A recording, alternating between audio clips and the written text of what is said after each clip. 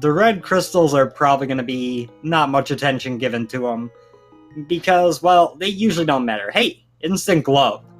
The glove is nice because the usual, so to speak, starting route involves going over to Kakariko and then clipping down to the desert area. If you have that glove, you can go to Checkerboard Cave while you're there, which is a much nicer bit of routing. Silver arrows on Hylia Island, so they're going to go ahead and grab those. There's a nice little clip you can do here. You're going to see them clip into this wall, jump down. Oh, that guard is really getting in Spleebie's way. That makes it tough. Now he's in Etium's way, too.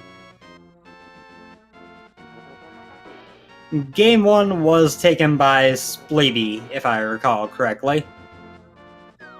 So yeah, they jump down off this ledge and dash across the open area here, and then because of how they're making the transition, they do an auto walk, which is pretty much just the game pushes you a set amount down the screen with no regard for collision, and then they can jump over the ledge of the island and grab those silvers to start out.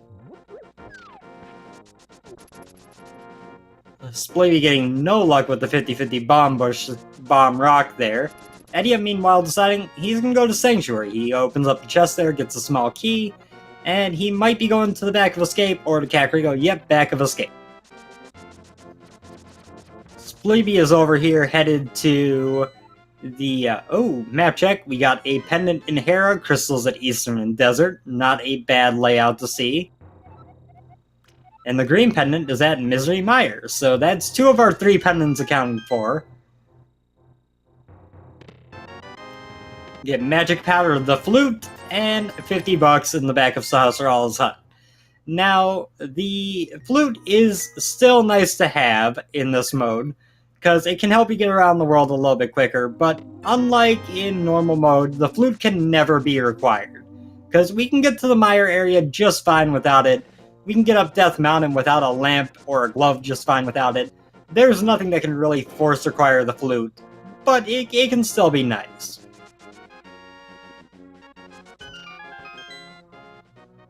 And a lot of people do like to check Sahasrara early because it's one of the locations in this mode that can get very easily just orphaned and end up with you never really coming back.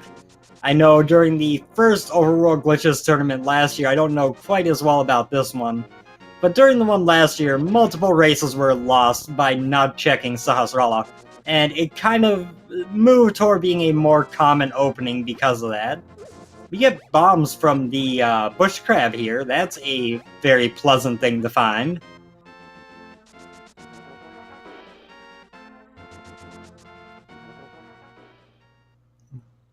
We do get the lumberjack check, and unfortunately there was a pop-up on my screen for a program, so I gotta wait for the restream. It was money. Quick response to this question in the chat. There's probably not enough people for a no logic tournament. There's definitely enough that there could be like a showcase race or something, but no logic tournament you would be looking at probably maybe less than 10 people. We get 300 rupees out of the mushroom spot, which is pretty nice. We're going to be going to Kakariko. There's going to be the bottle vendor who is going to want $100, and you could do a, you're going to hope for a little bit more than that, but with 10 bombs, you don't need to worry too much about money just yet, as long as you break that 100 mark.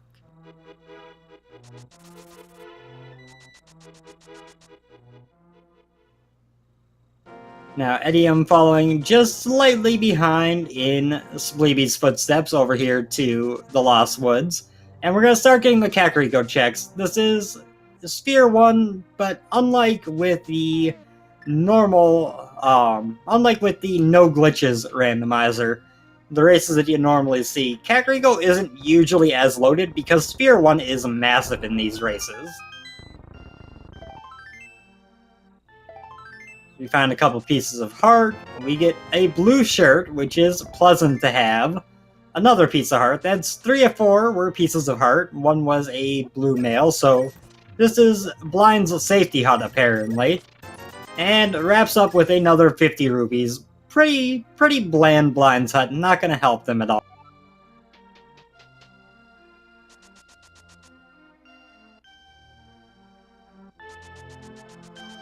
Now we're headed over to the Kakariko well. This is all pretty normal at this point, just kind of looking through the easy early checks. We get 20 bucks out of the well. It'll start to get a little bit more wacky once we're done with Kakariko. Kakariko is just such high item density that you gotta do it early even in this mode. We get the best boomerang at least, so that's a plus.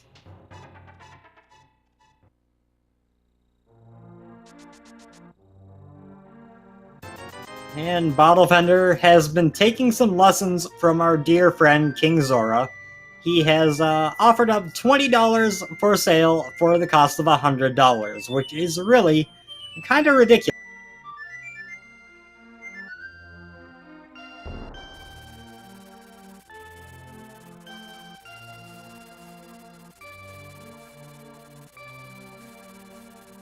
We get a nice early duck release there. Like I mentioned, it's not nearly as useful in this mode as it would be normally, but it's still very, very pleasant to have, especially so early. A lot of those shortcut clips that you can use to get places a little bit quicker, they're a lot riskier than some of the normal ones we go for. So being able to have the flute and not have to worry about the shortcuts, say, you know, clipping from here to desert, well, you could just flute to desert and then clip up to the ledge. That kind of thing. You got more options for doing what you're most comfortable with. We'll go with that.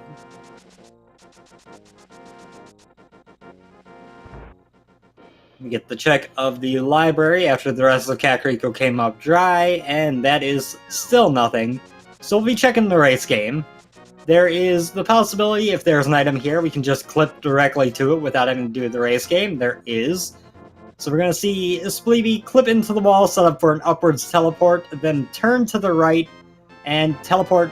Once you teleport, you got to hold down, not down right that you use for the teleport, or else you get stuck, and then grab the item and walk away.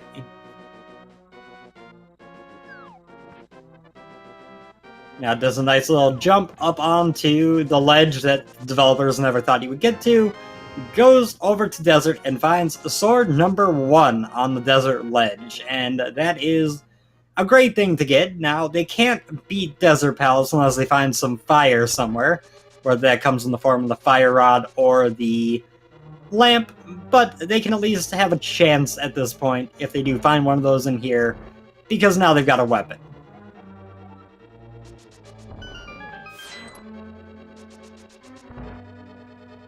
And we did get a hint that some cash was in Hookshot Cave, which is pretty useless of a hint, but, you know, you take what you can get. And etium unfortunately got himself stuck on that ledge there, so he's not going to be able to just clip down the desert like Spleebie did. We'll see where he's going to go. He's kind of hovering on the flute menu, goes back to 3. Hopefully he goes down the desert so he can get that sword right away.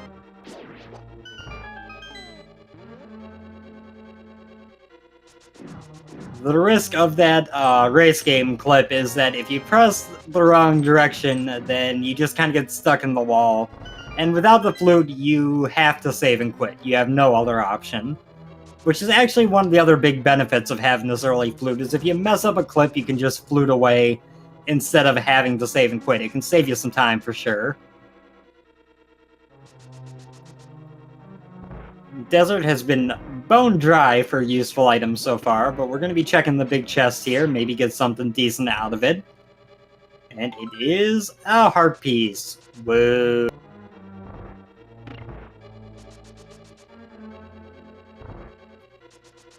So far this race, they've both been going pretty much the same.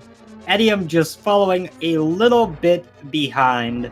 I'm not honestly sure what in particular has led to Etium having this slight little, you know, minute delay. I know he probably checked something from that Spleebie didn't, but I'm blanking on what it was. So, you know, he's just kind of, at this point, following along. But this is pretty standard early game routing. We're going to get K45 checked here. And it's a heart container, which Spleebie will go ahead and pick up.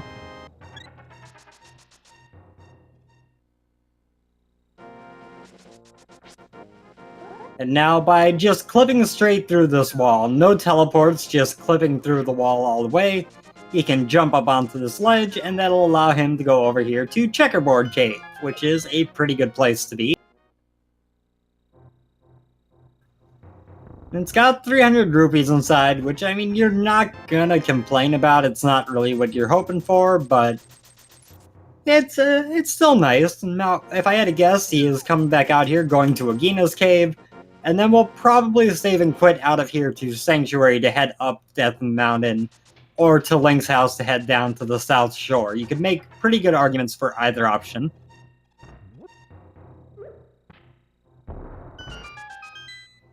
It'll be at this point where we might start to see a little bit of divergence on the routing. There's another 300. That is 3 of the 5 so far. And they are set for money for the entire seed.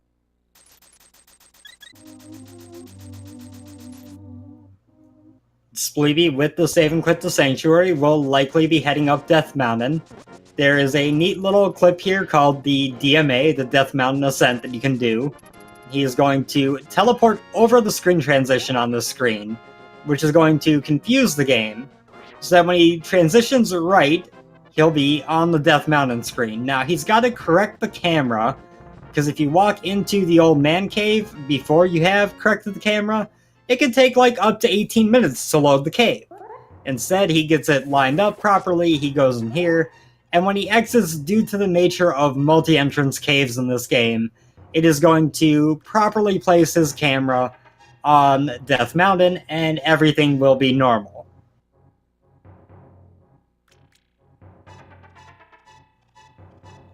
Now, Etium chose to do Agina's Cave and then walk out. He is now running down to do his checks of Cave 45 and Checkerboard, I'm sure.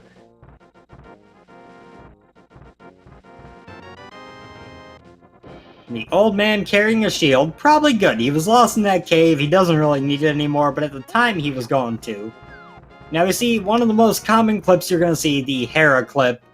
Clip through that wall and you end up at Hera, and then you can walk into Hera to correct your camera, and everything's happy. It's why in this mode we enter Tower of Hera a lot, regardless if it's a pendant, if it's a crystal. We just come in here a lot because it makes our camera reset and lets us navigate Death Mountain a lot better. I heard beans on toast is a great meal. Well, I mean, I don't know about a great meal, but it's definitely a meal.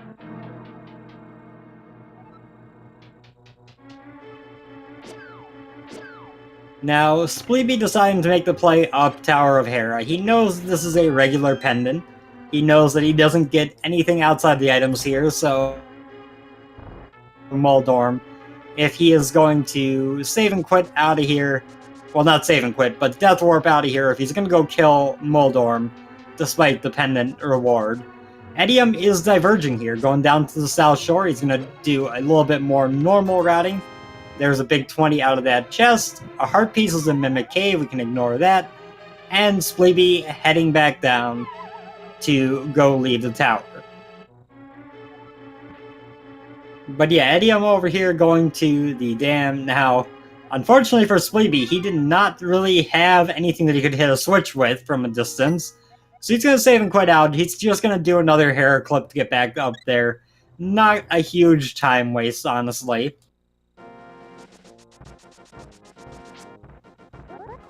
We found 20 bucks and some more bombs at the dam. Etium not going to bother with those bombs. He's got 9. He's got a sword, so he doesn't need a bunch of bombs from Mini Moldorm Cave. Really no value to going for him. That is our 4th 300 up on Spectacle Rock. We're 14 minutes in and we've already seen 4 of the 5 300 rupee drops, which is dumb.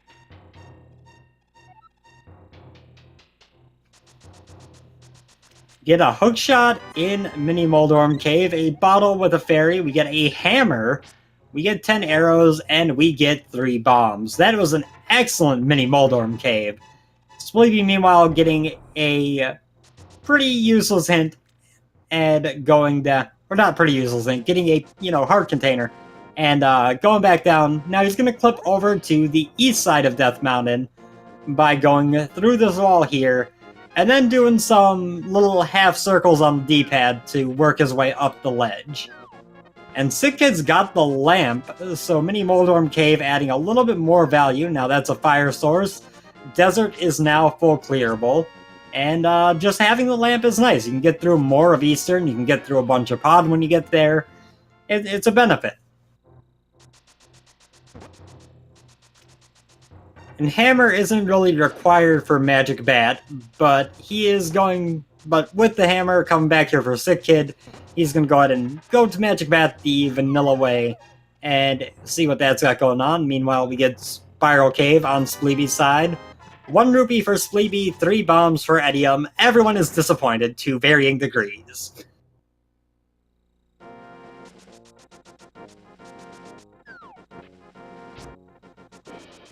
Now we get to see what Paradox Cave has going on. I don't know. Will it be able to beat out Mini Moldorm Cave? That's a tough call. Etium is going to be able to save a little bit of time on Death Mountain, though, by just hookshotting across to the east side like normal.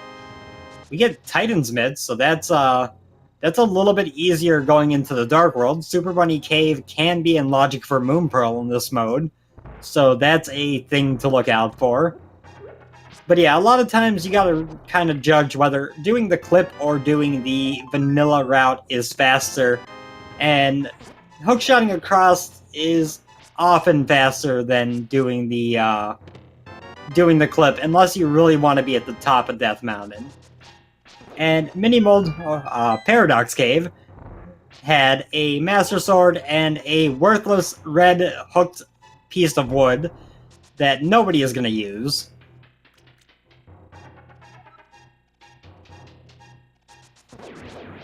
Etium going through Hera now, going to take his turn here.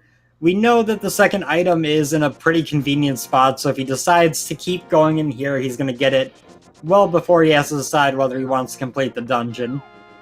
And Spleebie hopping down here, he's going to go through this Dark World portal and then head into Super Bunny Cave. You can't go through Super Bunny Cave as a bunny from the top, because then you have no way to arm Super Bunny Glitch. If you go through from the bottom, it's armed by default just from working your way through the cave.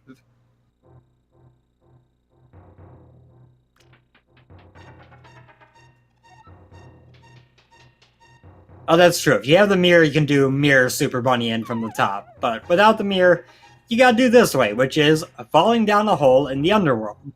Just by virtue of falling down through one of these holes, when you land, you'll be a Super Bunny. So you can use your boots, you can use your sword, you can do all sorts of things.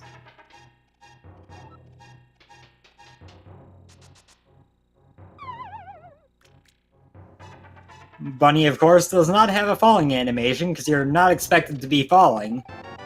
And we get Bombos and 20 bucks.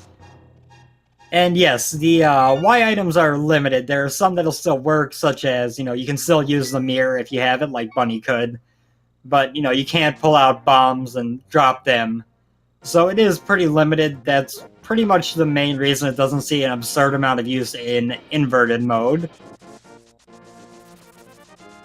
Etium going for the Moldorm kill for this pendant, and took a fall, unfortunately. But he's going to go right back at it. He's got the hammer, only 3 hits.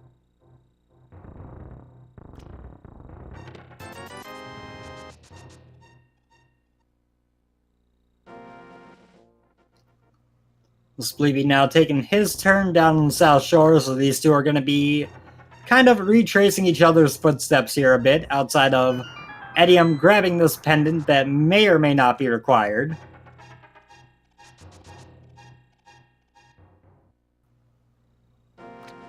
Yay, a blue pendant! Hooray, it's gonna help so much. Well, I don't know, out of my 8 races in this group stage, I had 2 pedestal seeds, so, I wouldn't put it past the game requiring that blue pendant in the end.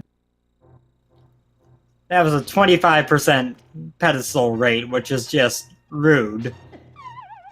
Spleebie getting bodied by the mini Moldorm into the hole there, but, you know, he's gonna take care of it. He's got enough health. He's got blue mail.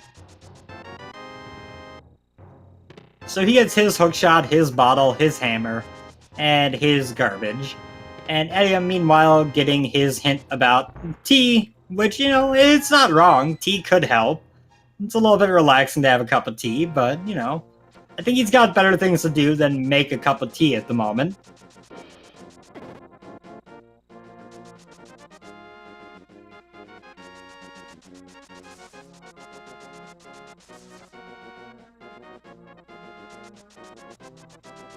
Now Spleebie heading up to Ice Rod Cave, while etium heads across to the east side of Death Mountain via the vanilla hookshot route, as I mentioned, a little bit easier than doing the clip, a little bit quicker than doing the clip in general.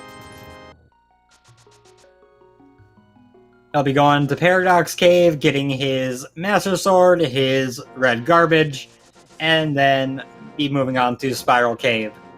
And we're starting to get low on Light World locations at the moment. No one has been into Eastern Palace. We're going to see Spleebie use a water walk here to go check the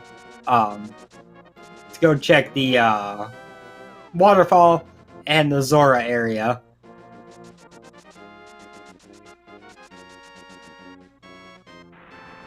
Now he's going to head up.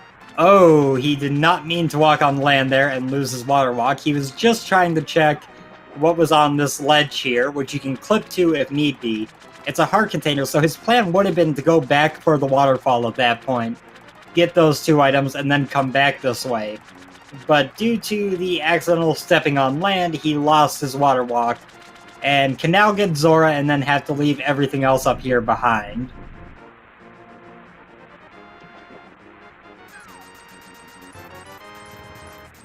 And Zora, you know, actually, he's not as bad as the Bottle Vendor today. Bottle Vendor gave a 20% return on...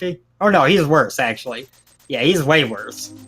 Bottle Vendor gave a 20% return on investment. Zora gave a 10% return on investment. That's not great. The student has not become the master yet.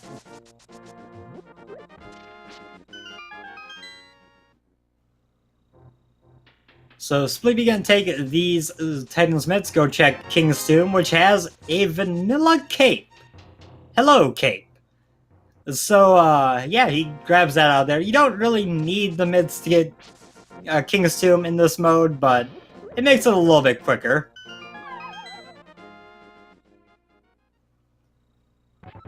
And here's the thing that put etium a little bit behind earlier. It was this check of the back of Escape, now that I think about it. He's going to go up to the to Ice Rod Cave now. Spleebie, meanwhile, going to head back through the dark room here, go check the dark cross chest.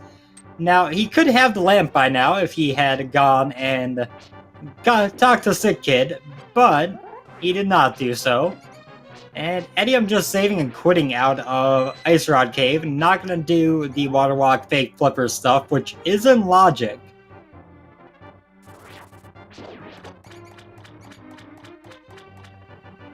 And yes, as pointed out in chat, Aga is in logic with a Pyramid Moon Pearl. They currently have no reasonable way off Death Mountain without the Pearl. So this could be the rare time where we could actually see and force Aghanim Seed in Overworld glitches for Dark World access, which would be kind of interesting. Spleebie having kind of a rough time in the Dark Cross here, but he's got plenty of health and blue mail. He's found the chest and got a heart container.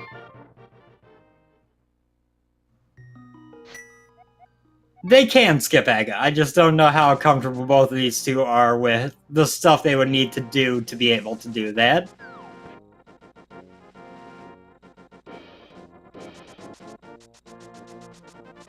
We're getting our initial checks of the Hyrule Castle area, another place that can really come back to bite you in this mode. Uncle with a piece of heart, and we're seeing both trips here. We got Spleebie going the vanilla escape way, etium just running up to the castle and going in the door.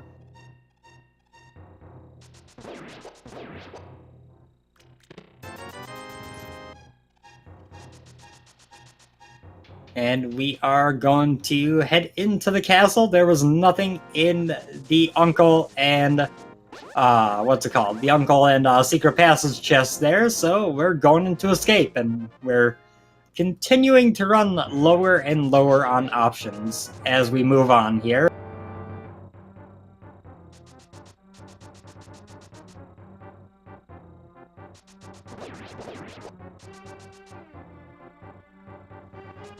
First chest down here has 50 bucks, which not really what they're hoping for. With how many 300s have been available, they don't really care about a little bit more money. So they're going to move onwards. We're going to be coming up to the boomerang chest, but of course they already have both boomerangs, so that's not going to be what's there.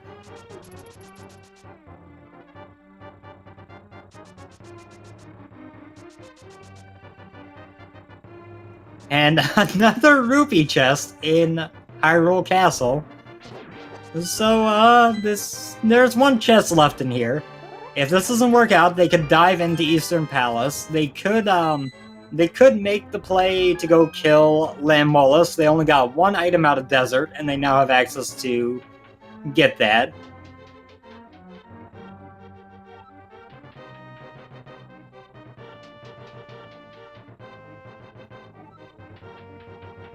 Now, the Master Sword does no additional damage to Mr. Ball and Chain here, who is really causing some problems.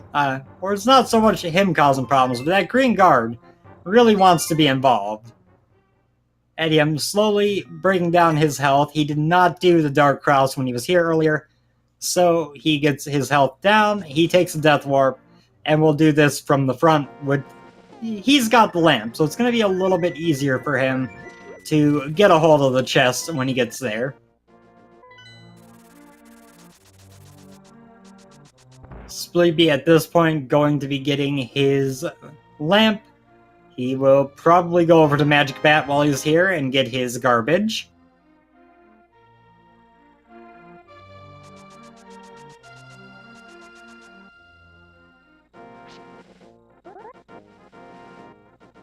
And despite having the hammer, Spleebie is clipping through the wall here. This is most definitely a slower way to do this than the actual just vanilla way by a wide margin. You clip into the wall a little bit, you use your boots to dash out, dash over the cliff, then you do a fake flipper or a real flipper to a screen wrap. Now he's trying to find the spot to jump back on the ground, hops down, and there he is in the Magic Bat.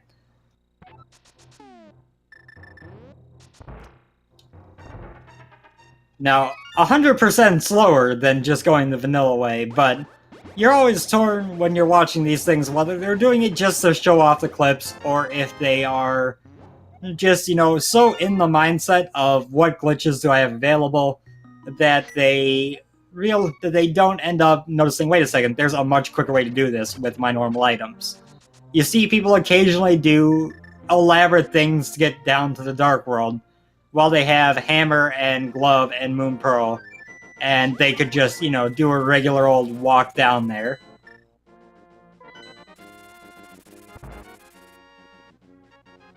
Spleebie going to get a blue potion. The reason for this almost assuredly being for the purpose of a fake flute. By doing a YBA, which is a glitch where you use a bottle on the same frame as a transition, you can use effectively a flute in any world, light or dark, whether you have the flute or not, and it lets you do some interesting things. So you'll see people grab blue potions in here often, but no, Spleebie's going for the play into Ice Palace. He's got the Bombos Medallion. Okay, we find our other pendant is in T-Rock, so Canis of Aria might be entirely optional. But yeah, he's gonna make the play into Ice Palace here. Now, there's a minor glitch called Dungeon Bunny Revival. If you take a death in a dungeon as a bunny, when you save and continue, you'll respawn as a Link, which allows you to complete the dungeon completely normally. A piece of heart requires the hammer, thanks buddy, and he's going to use Bombos to make his way through here.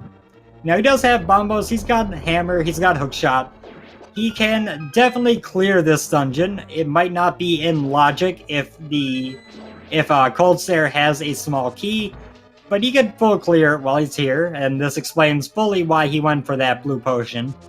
Etium, meanwhile, doing the Lamola's fight, using a bunch of spins, which do a little bit extra damage, gets the kill, and finds 3 bombs as a reward. Oh boy.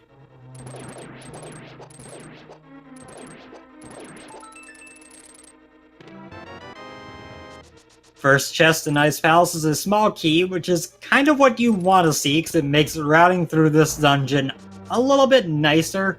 You can make a little bit better choices about directions to go through and how you want to move through the dungeon to get all the items as quick as possible. Meanwhile, Etium, fluting to Link's house, he's going to head over for the Eastern Palace play.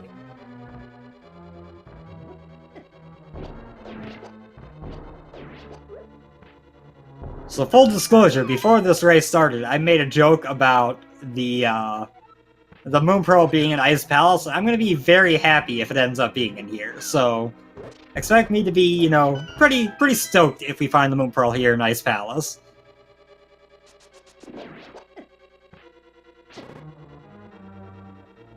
Etium using a little clip to get on the ledge to the right of that screen, set up a fake flipper right next to Hobo. So it's a little bit quicker than the way you're used to seeing fake flippers over here.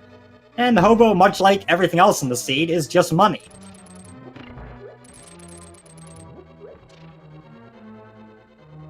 Bomb jumps are still never required in the glitch modes. So no, logically speaking, Ice Palace bomb jump can't be required.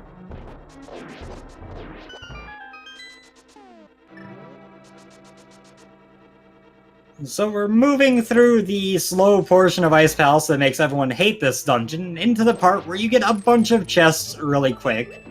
And Spleebie's going to be heading upstairs going toward the Vanilla Big Key chest, and he will get this chest on the way, which, you know, he's hoping to find, if not a Moon Pearl, at least something that gives him some open options. We're seeing Etium going to get his life lesson from King Zora in the meantime. And that's a map. That's not really what you're looking for. It's not really what you're looking for at all. And we get another big 20. Lots and lots of money, and very little progression.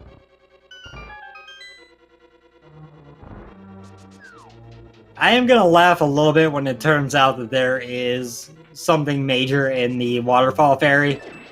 And the accident that happened to Spleebie earlier with stepping on the ground is what ends up, you know, delaying that being grabbed by a wide margin. Doing the little hookshot clip into the wall there.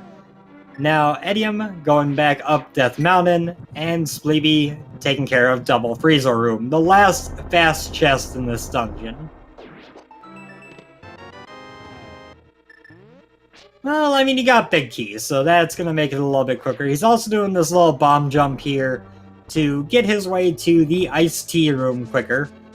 You can do that bomb jump, but oh, he's going to check the hint tile. This makes sense. Some bombs is in Kakariko. Well, thanks, buddy. Right on time for that hint. Now, off to iced tea we go. Etium, meanwhile, clipping up here onto the T-Rock platform. Well, was going to, and then went, wait, I have Titan's Mid, so I'm just gonna pick up the rock. And he's gonna do his Dark Death Mountain check, Super Bunny Cave. And we get... That's the 5th 300, right? We've seen all 5 now?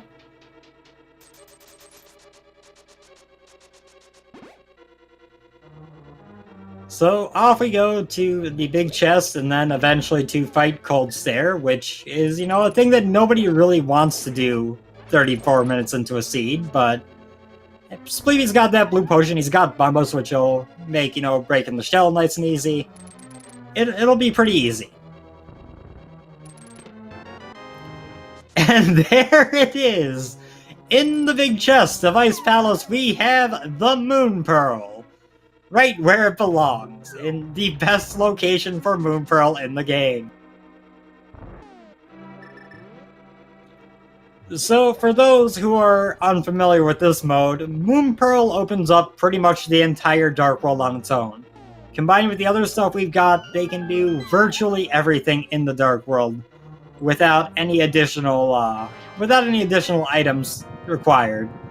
Now, Etium just got his Bombos medallion, so we'll see if he makes the play into ice immediately.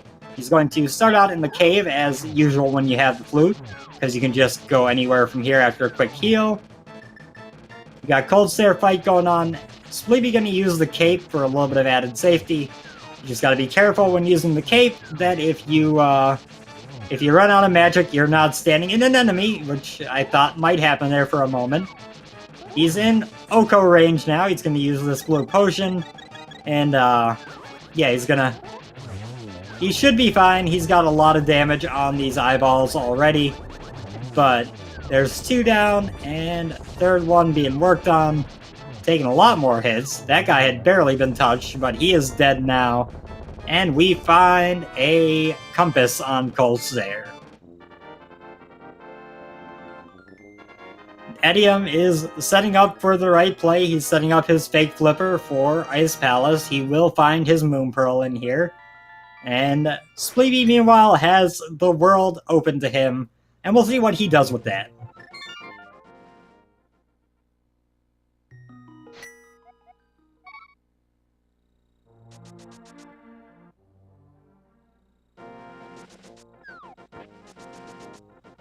A quick thought on what we need for Go mode. We need the bow for Eastern and Pod, we need the Fire Rod for Skull Woods, and we need the Mirror and Flippers for Swamp. Those are our 3 items we're looking for. Cane of Samaria could be valuable, but we're looking for the Flippers, the bow, and the Fire Rod. And those items could be in GT. They do have the option of clipping into GT. With the items that they have right now, they have the entire left side available to them. Get a bug net off the Hype Cave, man. That's pretty hype.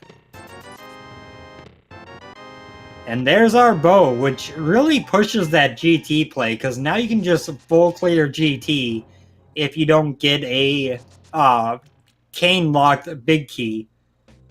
So now we're down to 2 items for Go mode, and looks like Spleebie is going to be headed over to Palace of Darkness.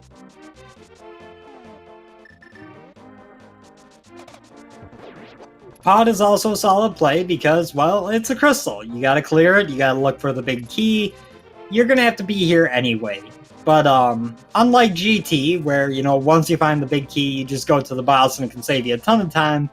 Over here, if you find the big key early, or you're more likely to find the big key late. So GT is kind of a time waste risk, whereas Pod is a lower risk of waste, but GT has a lot more items. So it's kind of, they're both options on the table that are good, and pretty much comes down to preference.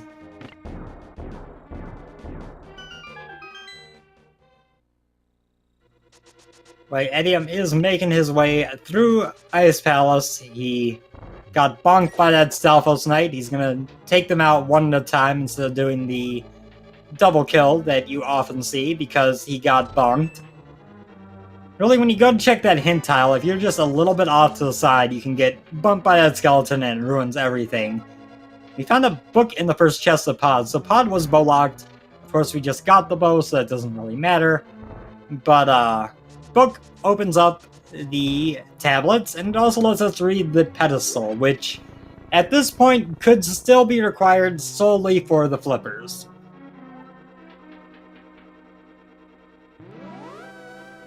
And the items we still need, the flippers are the only one that, you know, aren't required for a pendant, so very unlikely that this will be a thing.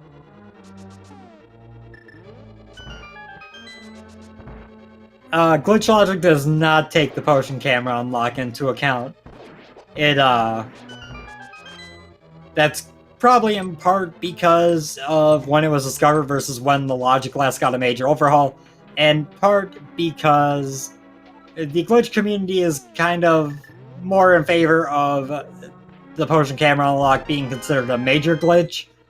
So since this is overworld glitches, major glitches in dungeons are allowed, and while it's still classified as a minor glitch for this mode, it's probably an impact on people really wanting to see it in logic or not that most people in the community tend to see it more major.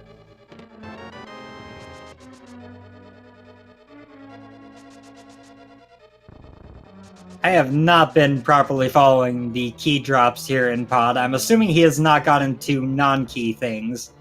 Everything since that book has been a key, presumably. Or else he wouldn't be doing this, because otherwise it's going to be a guaranteed key and it'll be disappointing.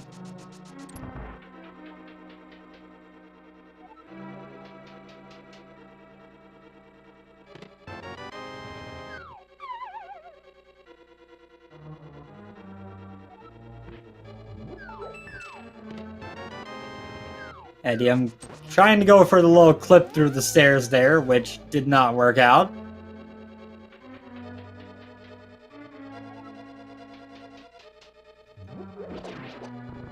Yeah, good point raised by chat that there is the possibility to do the mimic clip that was discovered a while back in Pod as well to get past the mimic rooms, which is mostly seen in GT, especially in this mode, if you're trying to do Bolus GT, and not a very easy trick to pull off, but definitely one that's available to get through the right side of Pod as well. Etium got his Moon Pearl. He's going to go check Ice-T the long way, and then be heading on to fight Cold Stare himself.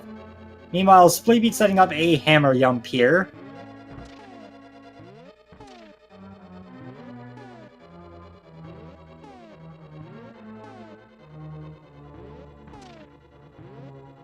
A little bit too high. There we go. That's perfect.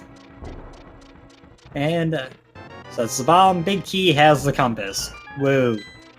Etium getting the news that he got another 300 rupees as well. He's probably not very excited about that, but, you know, there are times when you would be. 10 arrows out of that chest there, and 1 chest to check in the Dark Maze. And then Spleebie will walk his way out to go check the items on the right side. It's the mirror. Magic mirror found in Pod. And I don't remember if that was on my list of stuff that we need for Go Mode, but it's definitely a thing we need for Go Mode. So now we're down to Fire Rod and Flippers, which, actually now that I think about it, I'm pretty sure I did not say mirror earlier.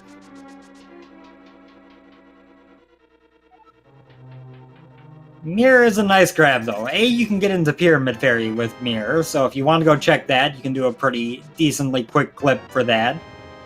And B, you can just do some neat stuff with it, like, you know, going straight to Laser Bridge in Turtle Rock, which isn't in logic, but you can do.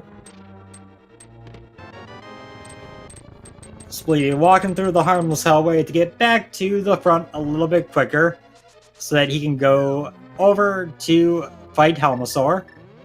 Now, he's going a little bit more complicated of a way to get over here. He could have just walked down those stairs, bunked across, and hit the switch that way, which, you know, saves you from jumping into the hard hat beetles and potentially taking damage or getting knocked off a cliff. But goes down that way. It's a little bit quicker when it works out. Etium on his Cold Stare fight. Third puff down. He used some hammer strats mixed in there with the sword. Gets his compass, and he is now free to explore the Dark World as well. Now we know that the order that Spleebie did things in, Hype Cave to Pod, has paid off for him with the bow and the mirror. We'll see if Etium follows along, or if he has a little bit different idea how to start, which, you know, could save or cost him time, depending on how things go.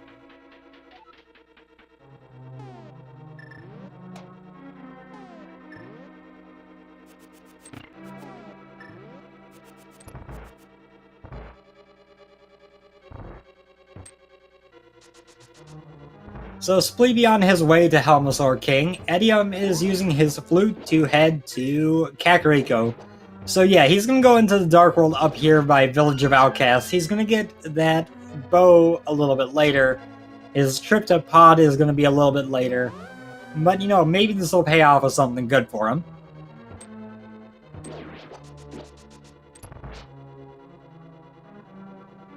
Looks like he's gonna make an early Skullwoods dip. Go see what's in the early chests up here that are not fire rod locked. Which is kind of a standard thing to do, whether you're playing glitch or non-glitch. Because, well, it's right here, and it's got a couple items that are pretty free to grab. Spleebie through phase 1 of Helmasaur, shoots an arrow and misses, shoots another arrow, and right in the gem, takes Helmasaur down.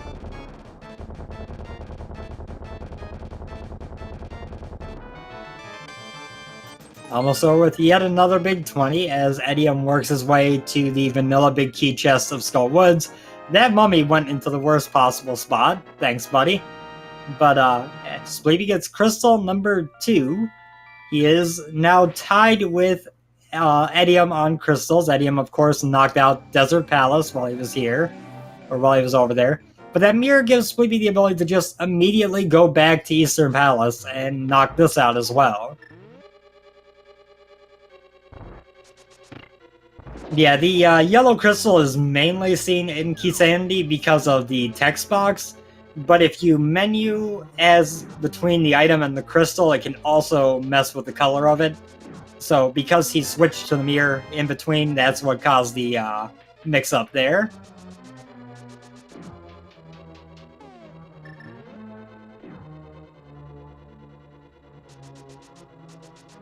I'm finding a small key in the right side chest. I forget what's there in vanilla. He's going to set up a bomb jump to go check the big chest.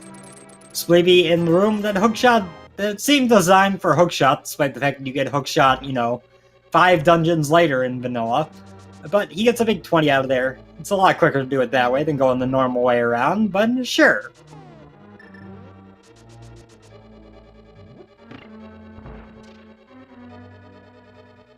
Compass out of the pot prison and heading down to the last chest available in Skull Woods. It's a small key, so we saw one item up front. We saw a big 20, but the other item is locked behind Fire Rod, which we do not know where it's at yet. We find out on Spleebie's side that a piece of heart is above the pose, which doesn't really help. But it does save us from ever checking Graveyard Ledge, which is quicker here, but it's quicker here, but it's still kind of annoying.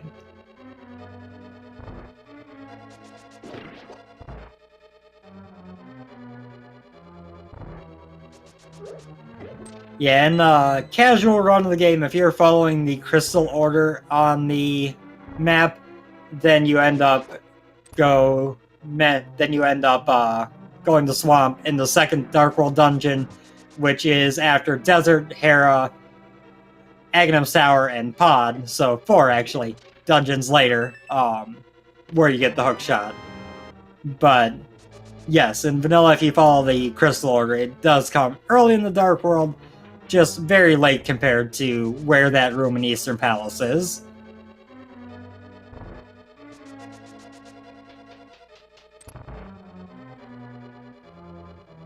And etium is going to make the dive into Thieves Town. It is a crystal. You barely, if at all, save time in here, being in go mode. So it's almost never a risk to come in here early. Because, I mean, what's the worst that's going to happen? You're going to check an extra chest or 2 in the front area. It's not really going to make a major difference in the time it takes.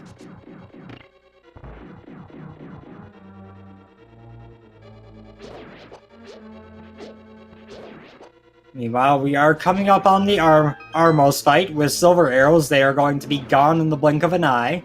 It's not really a fight that you can mess up with silvers, because even if you mess it up, it still goes stupidly quick.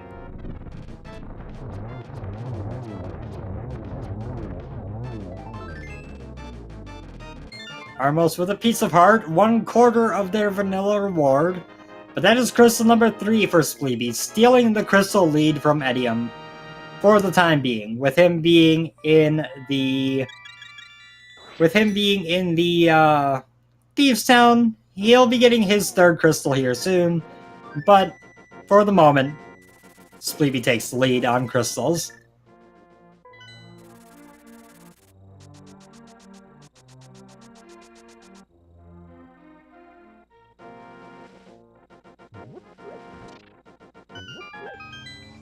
Now, Spleebie following along into the Dark World over by Thieves Town, probably going to be following his way into Thieves Town as well. Small little note that I like to point out when I see that. If you walk into this room with the conveyor, getting the God Pixel is real tough. If you dash into the room with those conveyors, then getting the God Pixel is either very easy, or if you miss it, then you know very clearly you missed it. So you always want to start that room with a dash, not by walking in there, because it just ups your odds of being able to get the God Pixel and dash straight up with no issue a lot more than if you're trying to walk in a line and manually.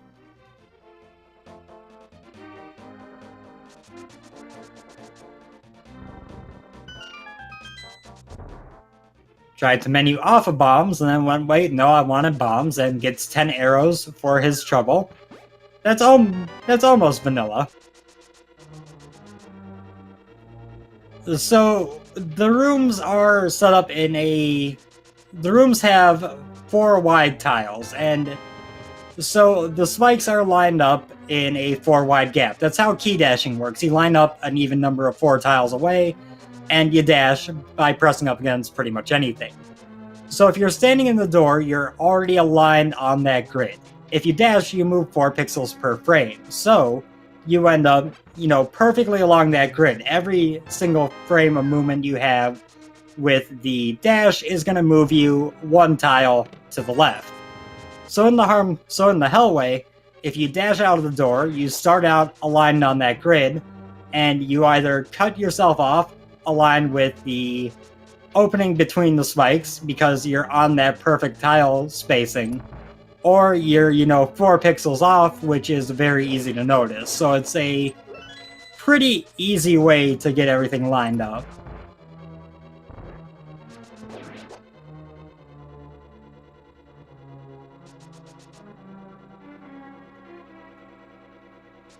That might be right, PRD. I know you move 4 pixels per frame and stuff is in 4 pixel things, but yeah, the full-size tiles are bigger.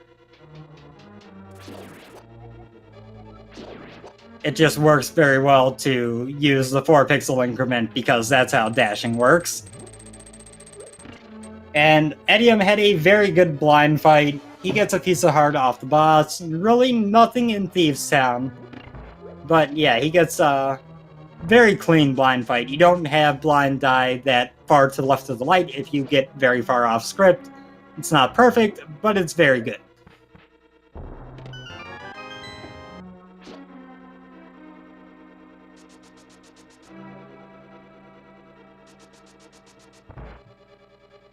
So now Etium following up with the Bumble HUD check here. He is going to be heading over to probably the digging game next. Now, when Spleebie is here, he can easily do the blacksmith and purple chest because he has the mirror. Etium, without the mirror, is going to have a little bit more annoying routing with this. That's why we see him coming back up here. He's actually going to do hammer pegs now before grabbing the digging game and the blacksmith. So he's going to save and quit away from the blacksmith in the end.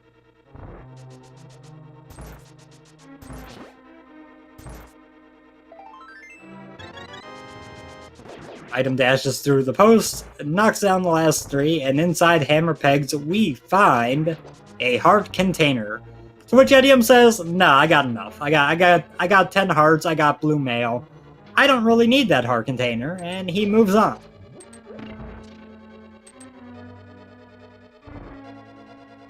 Spleebie coming up on his blind fight. This boss, if you know what you're doing, is completely scripted. He went for the quote-unquote LSD blind trick, but didn't quite get it. If you press select on the right frame, then the door stays open, the colors get all screwy. It's real fun to look at, and I don't blame him for going for it. It's not super... It has no practical use, it has no practical negative, but it's fun to look at.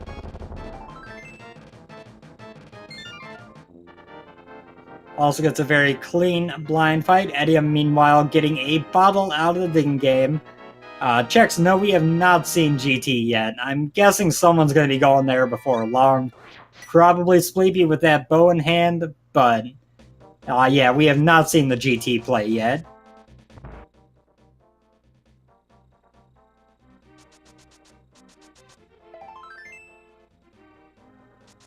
So now grabbing the blacksmith, coming down...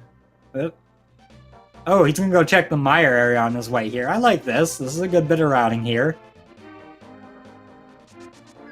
But yeah, it'll be interesting to see, once etium finds the bow and hype cave, if he still brings the smith home, or if he just does a loop up to pod and lets Kiki replace the frog to help out.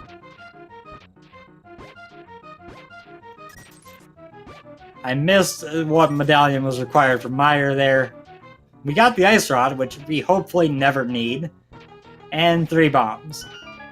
But yeah, I definitely missed what the required medallion was on both the commentary stream and the restream, unfortunately.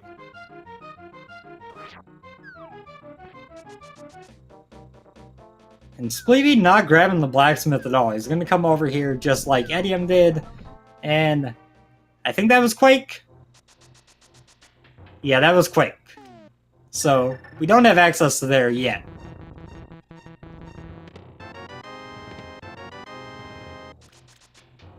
And we got more money from Stumpy, and now we're going to head down to Hype Cave. I am surprised that Spleebie didn't grab the blacksmith before coming down here with the mirror. But, oh yeah, etium does have Quake. Yes, he does. So yeah, we're going to come see Hype Cave, and then we're going to see what's going to happen here. Is he going to go over to pod, just ignore the blacksmith for a while, or is he going to hold true to getting that blacksmith taken care of and do something else for the time being?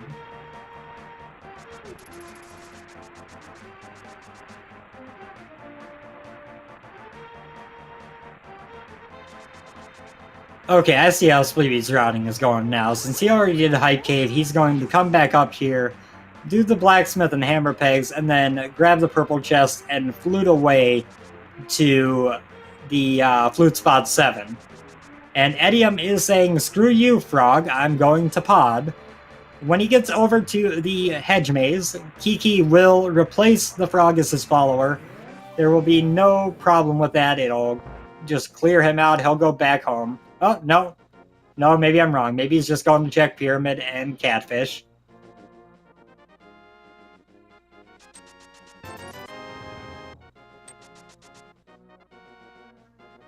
Blacksmiths only have arrows, so it would be good for etium if he ignored the blacksmith and just went over to pod.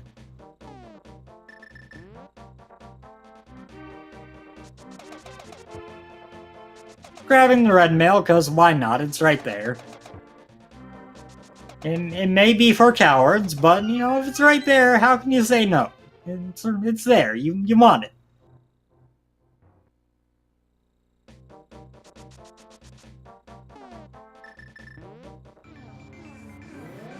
Spleebie with the mirror, gonna turn in the purple chest very quickly using that flute. The early flute has come in handy for these two for being able to just route a little bit nicer. That's for sure.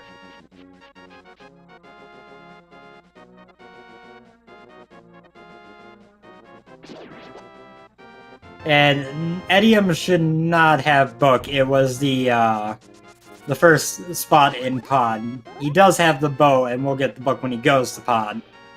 But that is correct. He does not have the book. And speaking of the book, the Spleebie over here at the Bombos tablet, going to go ahead and see what we got going on this location here. And it's 3 bombs, which I mean is close to vanilla. It's 1-0 from vanilla. And he's just going to keep that... Oh, no, never mind. He's grabbing out a bomb, and he is going to... He's going to set up a bomb clip. He's going to set up a bomb clip to get up to desert a little bit quicker. Worked out nicely for him. He can go to the back now. He's going to get this crystal back on desert. You don't see many bomb clips in this mode because, well, we just do little clips and teleports most often. But bomb clips are super important for indoor glitches because Indoor glitches, you end up with a lot of one-framing, but with bomb clips, you can make it a much easier thing to do. But the ones outside like that can come in handy, they're just less common.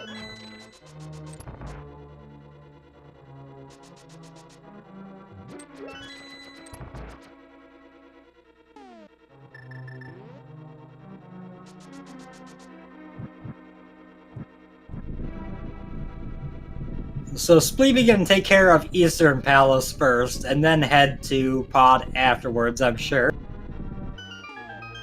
Wait, did I say Spleebie? I said etium. I meant to say etium at least. I don't know, it's an hour in. I've been at this for a little bit, and sometimes words get confused. But etium is now in Eastern. If he had done Pod first, it would have been a benefit for him. But doing Eastern first is a smart thing to do in his situation, so it works out fine. Either way, Spleebie now at 5 crystals. He is still a fire rod and flippers away from go mode. It's been a while, and he still needs those 2 things. It's pretty common for this mode to get almost everything very early, and then be on a massive hunt for the last couple items. Because the world opens up so quick and so much that, by the time you get the Moon Pearl, you have virtually every location left in the game. And when you're looking at that, okay, well, I could, go check this or this or this or this. A lot of times it takes a while to get that last correct guess. Ether Tablet just holding the big 20, and now Spleebie is heading to the Dark World. We'll see if this is going to be likely East Death Mountain to start. Yes, East Death Mountain to start. And then we'll see if he goes back over for a GT play or not. And meanwhile, getting his nearly vanilla big chest in Eastern.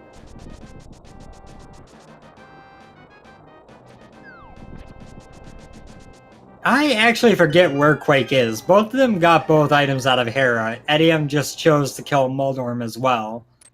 But I don't know where I don't remember where Quake ended up at.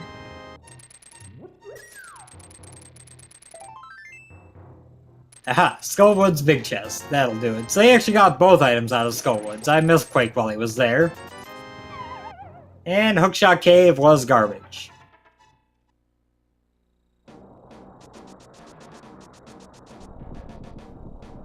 Now Spleebie heading over here to this screen. We'll see what he's gonna do. It looks like he's gonna go check Catfish. He's gonna set up a spin speed here, flip off this ledge, turn right, and he auto walks down to Catfish. Yay!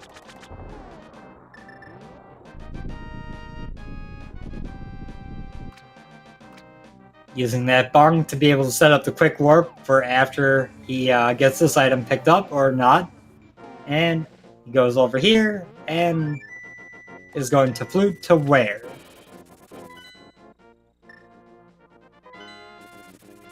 He's going down to 8, so he's going to set up to do a water walk to get these items out of the waterfall that he missed earlier. You always want to make a point to go back to stuff you missed if it's relatively quick at some point, because you feel like your opponent probably took care of it when you would have, so you feel pretty awful about the idea of leaving it behind.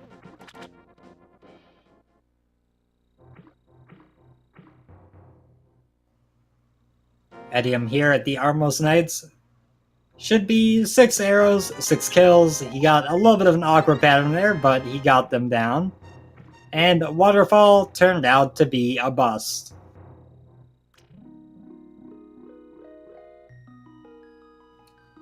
Spleebie throws a potion into the fairy and gets a or a bottle into the fairy and gets a red potion, which, I mean, is nice to have. It's not like a blue potion with a bunch of value uses to it, but it's not awful.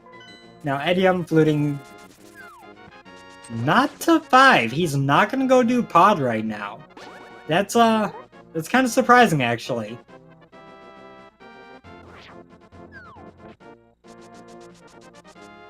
He was right there. He He has everything he needs to full clear pod. I'm kind of surprised he's not going in there. It's going to be a negative for him not getting that mirror ahead of time.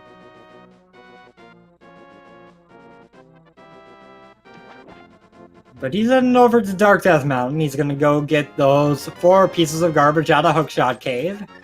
He'll be relatively disappointed, I have to assume.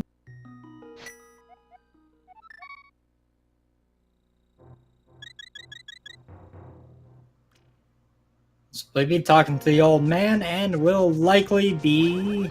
Let's see, he's going to do a hair clip here, and this is almost 100% the GT play. It's either GT or Pyramid Fairy that he's going for right now.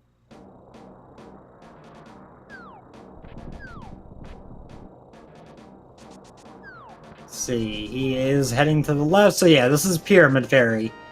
He did a map wrap. I needed a screen wrap to offset his camera. He's going to put his mirror portal down in this relatively lenient but still pretty specific spot here. And because his global location is different than his local location, well, when he put that mirror spot down, it didn't end up on Death Mountain. It ended up, you know, over here by the castle because, you know, logic. So he walks into the portal and right into the door of Pyramid Fairy. Meanwhile, Eddie, I'm going to be checking Spike Cave. 20 bucks and 3 bombs in Pyramid Fairy. Spike Cave is a pretty quick and easy check in Overworld glitches. It can still come back to bite you because it's still annoying, but it's pretty simple to get. And we'll see what we got here momentarily. It is a mushroom, because of course it is.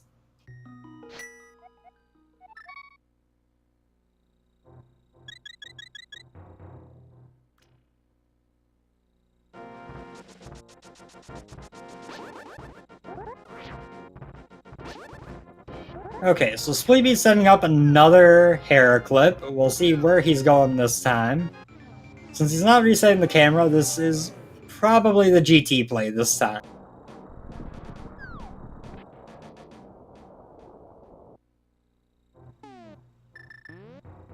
Going to grab the Spike Cave on the way there.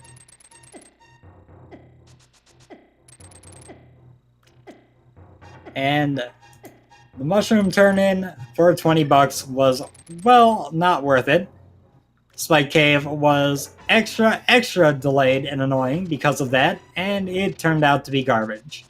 So etium now fluting away from the witch. He's going to flute to 1, and he is likely doing the same thing that Spleebie is doing and making the play to GT. Now, not having the mirror is unfortunate, because A, if he finds the fire rod and the flippers in here, he won't know that, you know, he could be in go mode, and he might clear excess of Ganon's tower because of it.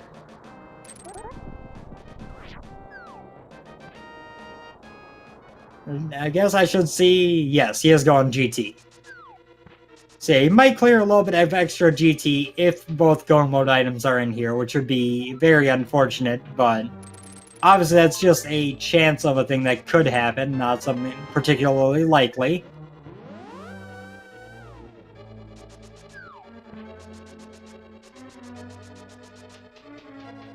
Hope Room had the single arrow, which, you know, is not very hopeful. Get some bombs on Bob's torch, so Bob is gonna live today. Because, you know, why kill Bob for 3 bombs when you're already full on bombs?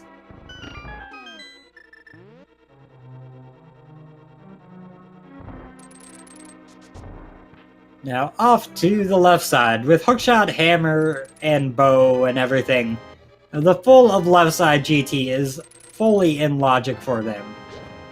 There's a nice early big key. If this were not Overworld glitches when we were here, you know, at 5 crystals, you would be pretty happy to see that, but instead you're just glad that you don't have to make an extra trip for the big chest later.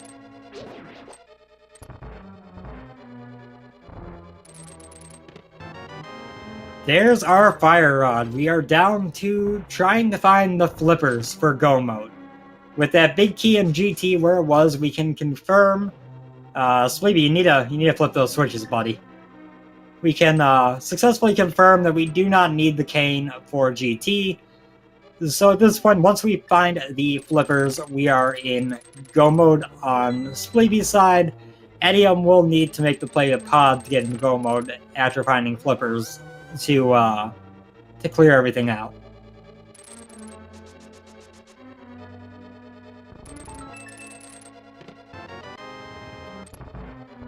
That is a compass in the bridge room there. And we're off to everybody's favorite room, Randomizer room. Or Random room for short, because, well, there's really no reason that you ever want to go here in vanilla. And yes, flippers could be right side GT, but if we find flippers on right side GT, it means we found the Cane of Samaria, and then it doesn't matter anyway.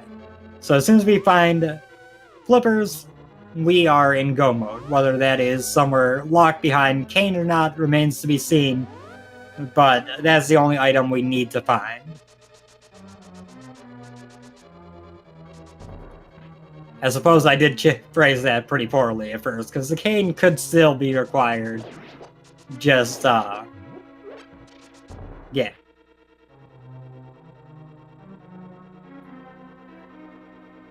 The rest of GT so far has been pretty useless. We get a hard container in Bob's chest. And he is going off to fight the Ice Armos, who will be every bit as easy as the regular Armos with silver arrows.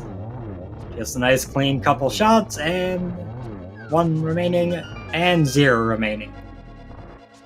Also, we did get a Tempered Sword on the way through GT, which is nice. No Master Sword gaming today.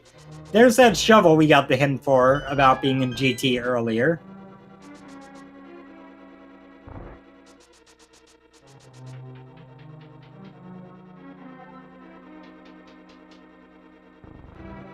Now the big chest of GT, rarely seen in non-rando, was a small key.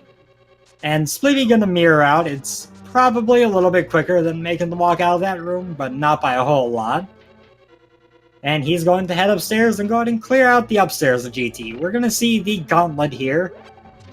Nice series of rooms of a bunch of combat that, you know, at the end of a normal NMG run or normal non-glitches rando run, it's the final thing. It's the final ascent. It's, you know, testing your skills, so to speak.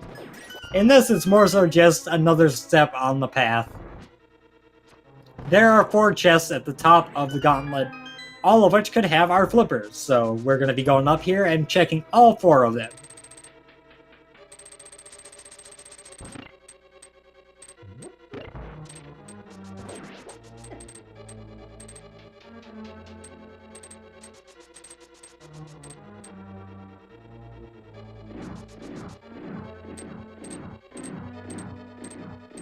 Okay, took a quick moment to get a drink and clear my throat a little bit, and we're back going through this gauntlet.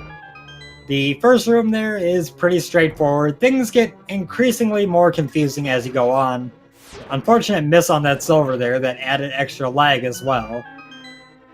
So we got conveyors, we got BMOS, we got spikes, and eventually we are going to have ice. In fact, here's the ice. Yay!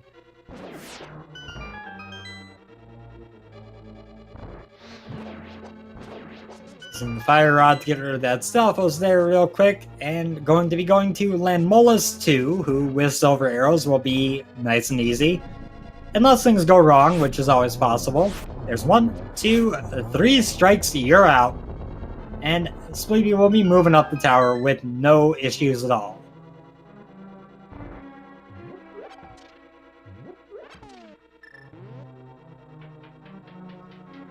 Etium not far behind here in GT. He is nearing the end of the gauntlet in the second to last, now the last room. And Spleebie is going to be... accidentally firing the fire rod the wrong direction, and then going back to, you know, hitting the wizard rope he planned to.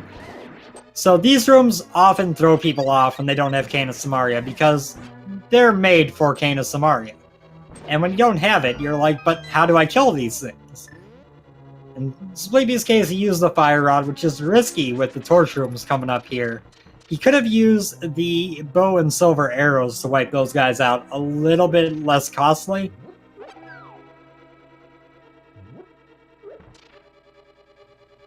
Thanks to the lamp, he's going to have plenty enough magic to get through this torch room, but it is going to be tighter than you would like. He just needs to make it over here in time, and he's good.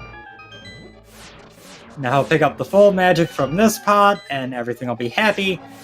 Etium, meanwhile, has full magic heading this way, so he's going to be able to use the fire rod in that room, make it a little bit quicker. Interestingly, they're in the same spot on the prize pack drop, because the same Wizrobe dropped a fairy for both of them. That's kind of unusual. And there's the Cane of Samaria, the thing no one wanted to see, because not only does it put right side of GT in logic, and you're sure not mirroring back down to go to right side of GT, it puts Turtle Rock in logic. It also puts Misery Mire in logic. There's the flippers, never mind, we're in go mode. Well, Spleebie is in go mode. Etium still needs the mirror. He'll be getting his cane and flippers here shortly, and he really needs to make the play in the pod right away. If he goes to T-Rock or Mire trying to follow that cane, it's over. If he goes to pod, it's a close race. Spleebie is definitely unequivocally ahead at this point, but not so far ahead that it's impossible. But if Etium doesn't go right to pod, if he goes to Swamp or T-Rock or Mire, wait, he can't go to Swamp. He's gonna be in bad shape if he goes anywhere that's not pod.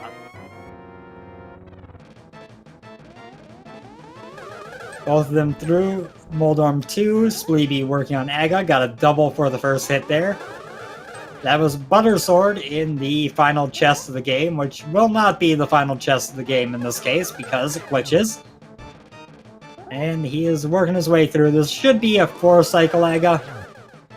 Oh, no, 5-cycle. I miscounted.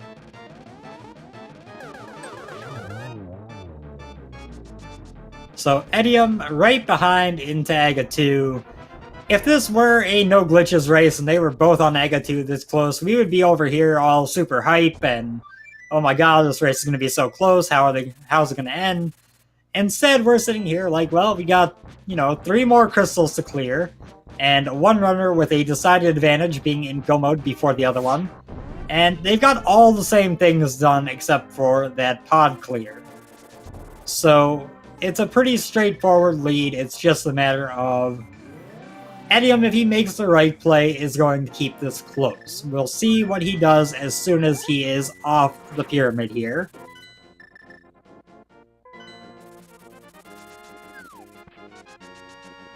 Spleebie headed down to the swamp to go do Swamp Palace. He needs to clear this out, which will give him crystal number 6, flute 2-3 to clear Skull Woods, and then head to fight Ganon. Now, personally, I would have, picked to go to Skull Woods first, because following Swamp, you can just run straight north to the pyramid very conveniently. You don't have to go back to the Dark World. In this case, he's going to do Swamp. He's going to have to mirror flute to 3, go do Skull Woods, and then probably mirror or save and quit to Link's house, and go over to the Dark World and the pyramid from there.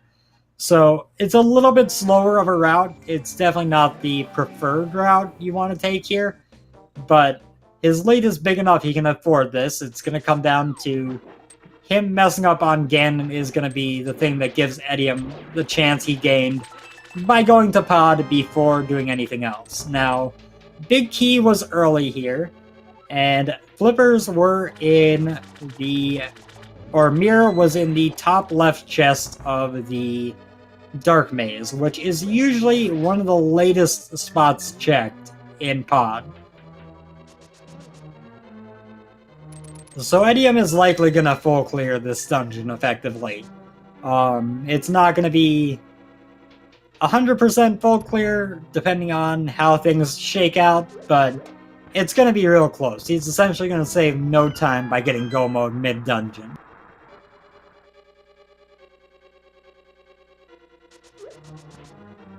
He was going to go through that middle door there and then realized he did not have a key, so he's going to the right side. Spleebie has moved through the first room of Swamp. He's going to grab this key, and then he's going to say, screw you, Swamp Palace, I'm out of here, and head straight to the back to go kill the boss that is somehow, or for some reason, holding 3 R's in his name. Argus. Etium moving through the bow lock side of pod. He is coming up on these 2 right side chests. Spleebie getting very close to Argus. He does not have anything he wants for right now. He's got silver arrows, he's got butter sword, he's got red mail, he's got the riot shield, he's got, the 2 useful medallions. Like, there is nothing that you would want to open even a single chest here for.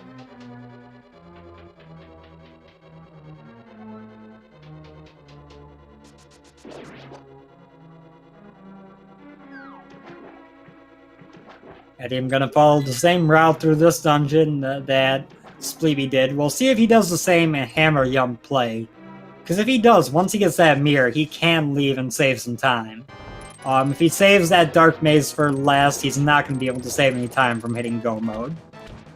Spleebie working on the Argus fight, going for a little bit of poke strats, and had a couple times where he held his poke a little bit too long before hookshotting again.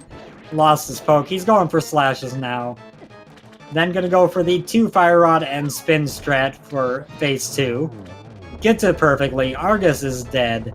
And we are down to 1 more crystal needed for Spleebie.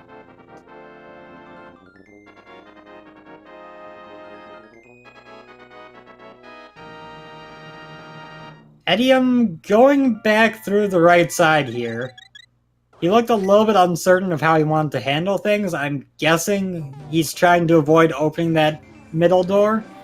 Or maybe he's deciding to go straight to Helmosaur and come back in if he doesn't get his mirror.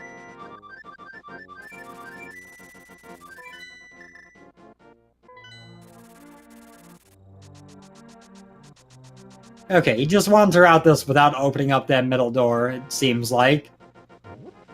He's going to flip the switch and head to the back. Now, again, we want to see him do the hammer yump here. He's a good chunk behind. Spleebie is going to need to mess up on Ganon to lose this one. But this is the play that puts this as close as possible for Etium.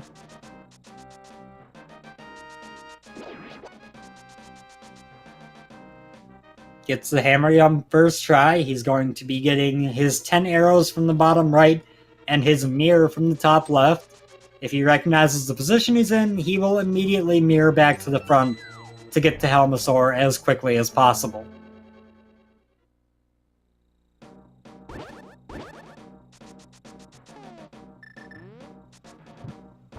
Spleebie, meanwhile, going to the back of Skull Woods. Etium does mirror. He knows he's in go mode, and he will be going to fight Helmosaur.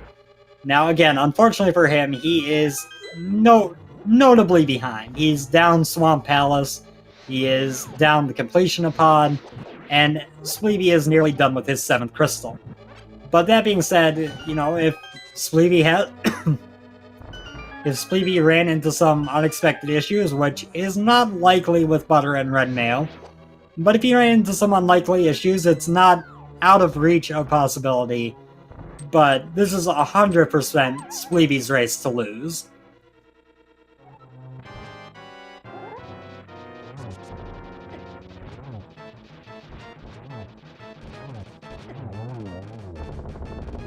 Nice quick moth kill. He has crystal number 7. He gets a map off the moth. And he will be headed right to Ganon. GT is already done. No need to go there. He's just going to flute over to Link's house, or save and quit to Link's house, and then head straight north.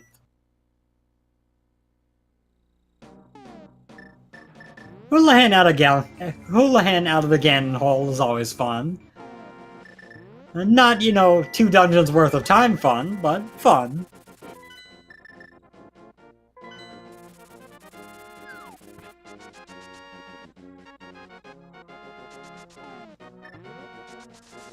Okay, so inconvenient routing aside, Spleebie is back in the Dark World, one screen north of Swamp, and can now head to the pyramid to drop down and fight Ganon. With that bright yellow butter sword he has, he needs 6 slashes on phase 1, 6 slashes on phase 2. He needs to hit him once per side of the room, being broken down on phase 3 as with every other sword, and then he needs to sink 4 silver arrows deep into Ganon's flesh to make some bacon. Meanwhile, etium with a nice clean Helmosaur fight, going to grab his 5th crystal. He's still got a ways to go, but, you know, he's not far behind. Swamp and Skullwoods are not going to take him long. We saw how quickly Spleebie just went from getting Go mode in GT to being at Ganon, and that's exactly the position etium is in now.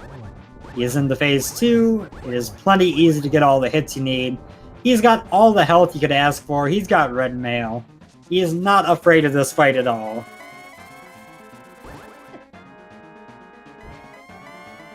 Of course, for Spleebie, he's already locked himself into brackets, so he has no reason to be worried if his opponent's almost done. He's got no reason to be nervous, he's moving on regardless. But etium, at this point, is probably... he's tense, because if he doesn't win this, he's pretty much for sure out of brackets. If he wins it, he's got a shot at being that wild card. So his nerves are acting up. He's gonna feel a little bit bad come time when Spleebie duns here soon. We get set up for a double. 1, 2, that's 3 arrows on Ganon so far. Stun and arrow 4, and that is going to be it for Spleebie.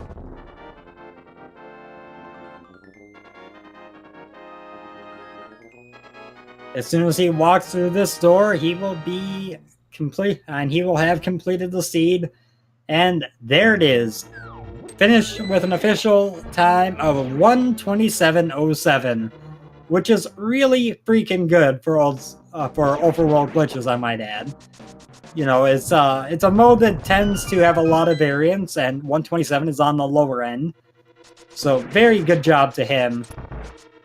etium, continuing on through the seed, he is in Skull Woods now. He is doing the slightly better routing through this last couple of dungeons, but he will be getting his 6th crystal, heading to Swamp, and then going on to finish GT.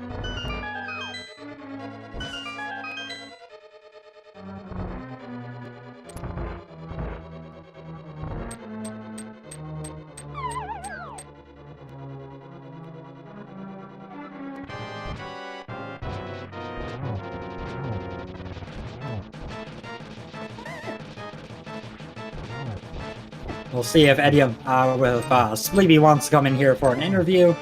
In the meantime, etium wrapping up the moth fight. And nope, Spleebie's in the waiting room, so yeah, here he is. Welcome, Spleebie, our winner. How you doing? Hey, GG. Doing pretty good. That was an interesting seed. Yeah. Yeah, Moon Pearl and Ice Palace, who'd have thought? Just gotta say, I called it. Yep. Yeah, the main difference between you and etium, I feel like, was you went to Pod pretty immediately when you got to Dark World. He started over by Village of Outcasts, went to Thieves Town, wrapped around the Hype Cave, up to Pyramid and Catfish the normal way. So he ended up getting that mirror for Go mode instead of the flippers and GT being his. Ah. Speaking of which, how do you like the bait with that Cane of Samaria, and then immediately afterwards the flipper?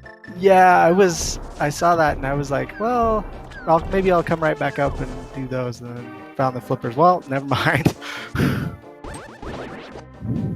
But yeah, you mentioned going to Pod early. I was gonna just hit Hype Cave and then go west through Village of Outcasts and stuff. But then finding the bow there, I was like, well, let's go clear it. Or go clear Pod, and then Mirror, okay, we'll do Eastern right now too. It just kind of worked out there.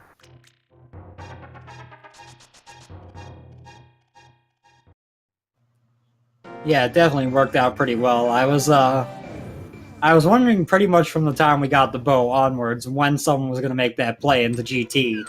It took a little bit longer than I expected, but worked out pretty well when you guys did. Yeah, there were just too many other things to do to go up to GT. Pretty much. You two ended up in GT, like, lockstep behind each other. Etium finished AGA 2 fight, like, less than 30 seconds after you. The only difference at the time was you had pod completed in the mirror, he did not. Nice.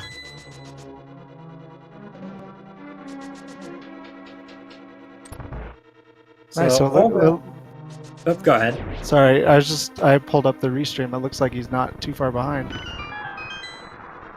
Yeah, all things considered, he was pretty close to a point where a couple mistakes on your part would have made it interesting. But, yeah, his routing had a couple moments of losing time, but I think the main thing was just delaying that pod trip. You know, he cleared out the front of Skull Woods before he ever made it to pod and got the mirror. He did a couple little extraneous things like the Hera clear on there. Yeah, I usually go through the front of Skull Woods when I first, or soon after hitting Dark World. So it was kind of weighing on my mind a little bit, like, because one time I skipped it and I think Fire Rod and Hammer or something was in Skull Woods in the front. So it kind of weighs on my mind a little bit, skipping that. Being like, well, you know, I'd like to wait until Fire Rod, but sometimes Fire Rod's in there. Yeah, but in this case, the Quake medallion was inside the front of Skull Woods, which is really just bait once you find that Cane of Samaria. Yeah. I was kind of worried that Etium might go for, you know, the pendant plays over going to pod.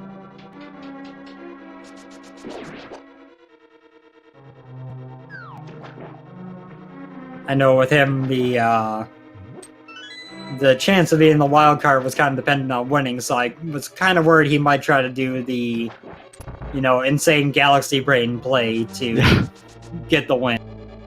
Yeah, the insanely lucky play. So you're gonna be moving on to brackets. This was your last race of groups, and you gotta move on to the bracket stage now. What are your thoughts moving into that? Oh, it's crazy. Like, when I joined the tournament, I started learning Overworld glitches like 2 weeks before this tournament started. Never expected to make it this far. It's just crazy. So, in brackets, we'll see. I don't expect to make it past, you know, my first match, but we'll see. And for learning the glitches that recently, you've done very well with them. I didn't see anything that was like, oh, what is this he's doing, or he messed this up. No, you were pretty clean throughout on all the glitch stuff. Oh, thanks. There's still some of those shortcuts that I was actually trying to learn today, like that, the bomb jump up to the back of desert. I just learned this afternoon. But some of like the map wraps and stuff, I have no idea what's going on with those. But I can get into Ice Palace without mitts. And that's like really the important one. Yeah. Oh, and the laser bridge one with mirror, but.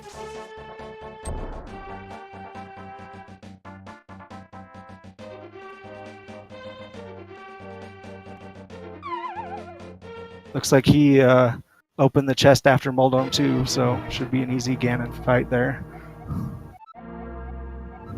Yep, shouldn't have any issues here. I did call you out and give him some props at the end of the race here. What is that Ganon placement? That is just rude. Oh yeah. But yeah, I did call you out a little bit for doing Swamp before Skull Woods, just as it's quicker to get back to the pyramid if you did it in the other order. Yeah. So I had to give Etium the, you know, connected props for doing it that route. Yeah, that would have been better.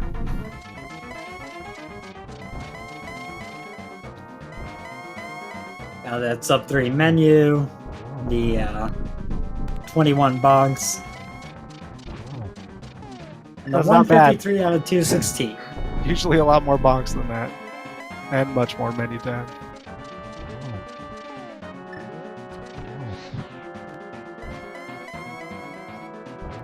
Now, etium got Torch Glitch, which kind of threw him off the nice little setup you had for the double on Ganon there. But not quite shot 3. Oop. Having a couple missed slashes here, but that'll be number 3, and this should be number 4, no problem. There it goes. So good job holding still on the fire bat there. Too often trying to push towards the platform, it knocks you off, etc. Yeah, fire bats are awful if you don't know they're coming, and being able to react on time, just let go of all directions, just be like, go on, hit me, is very useful to be able to do. So a GG to etium as well, finishing in second place with a time of 1:35.52. Not sure if he'll want to join us for an interview or not. We'll see if that's going to be a possibility.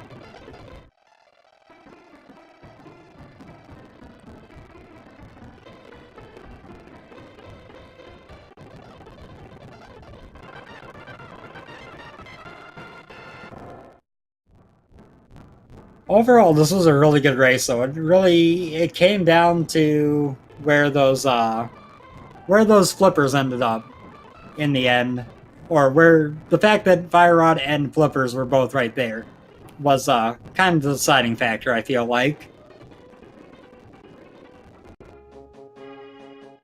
Yeah, I would But agree through with most that. of the race until you got those flippers, it was real hard to tell who was in the lead.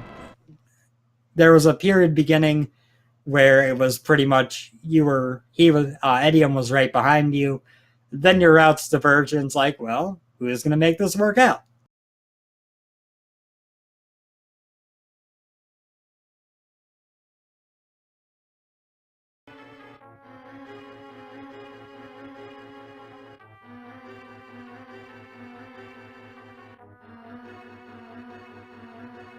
And here is etium. How you doing?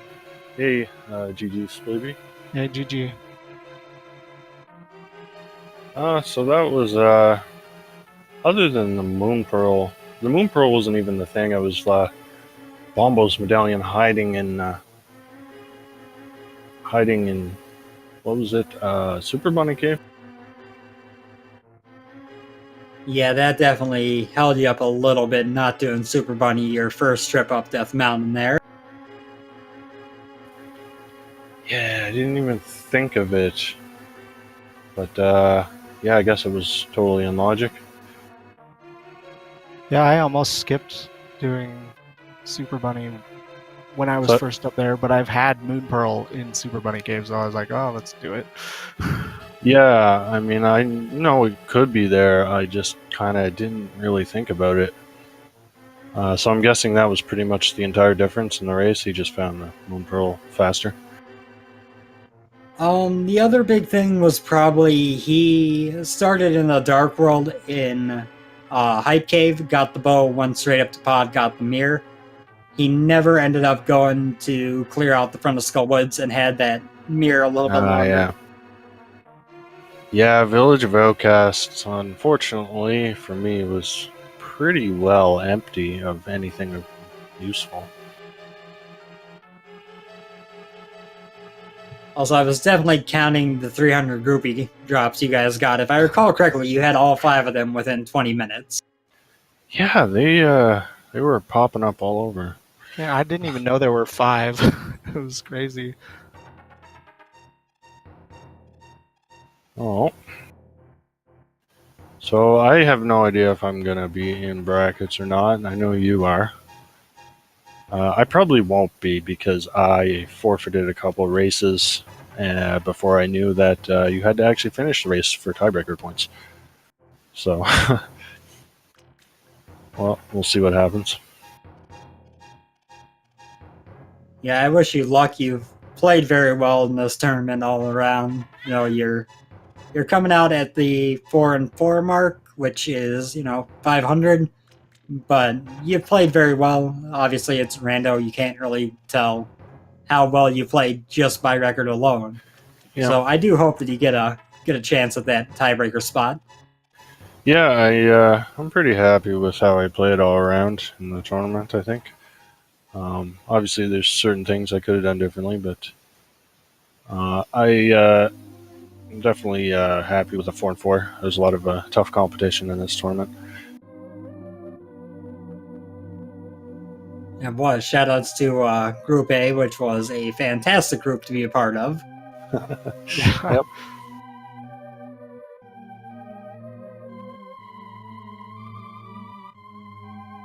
And yeah, thanks for coming on and commentating this race. And shoutouts to who was tracking. Oh, Synac. No problem. I remembered that you need to have a lot of drink nearby when you're doing solo commentary, but hopefully I made it interesting for the people watching. Yeah, it can be fun doing solo comms, so props for that. I mean, I'm sure it's fun or you wouldn't do it, but more difficult than with a co-commentator. For sure. And also, quick shoutouts to you guys for the great show you put on. If anyone out there watching wants to drop these guys a follow, I recommend it. They both play quite a bit of rando. I know etium and Elise I have been in a lot of races with in the mornings. Spleebie, I don't think I've caught you as often in races during just random SRL pickup stuff, but I know you play quite a bit as well. Yeah, I'm usually running at night, so opposite schedules. Yeah, that'll definitely do it. So, any final thoughts before we wrap things up? I just want to shout out to Michael K for organizing the tournament. Well, he's not the only one, but he's kind of the main guy in charge of it. I know he's put a lot of work into this, and it's been a lot of fun.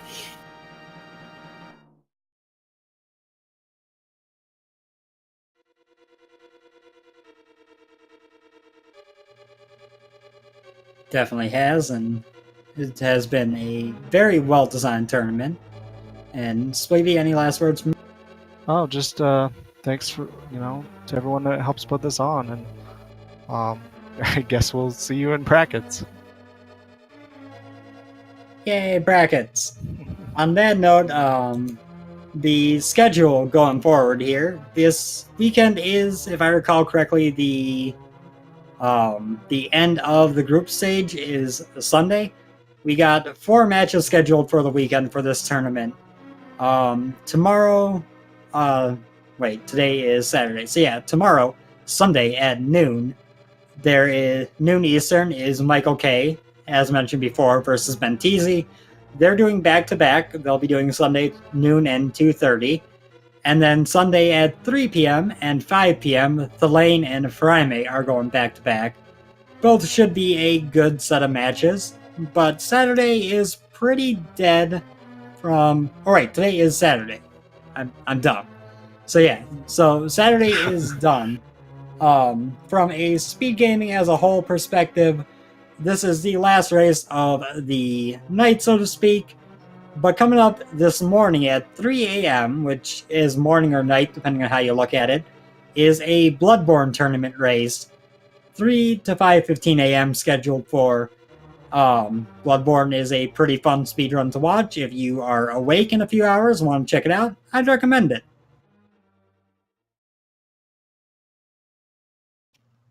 So with all that said, and my failure to keep the day straight in my head, thank you guys for coming out and watching, and have an excellent night and rest of your weekend.